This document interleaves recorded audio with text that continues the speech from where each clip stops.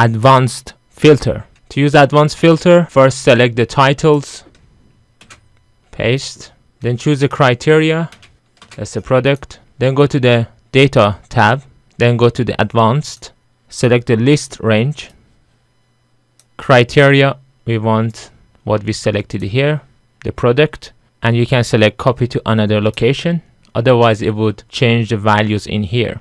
So we select here, then click OK, and it filter us the product. We can add another product just like that. Go to the advanced again, list is still the same, but criteria we added one more, copy to location is the same, okay, we added the other one.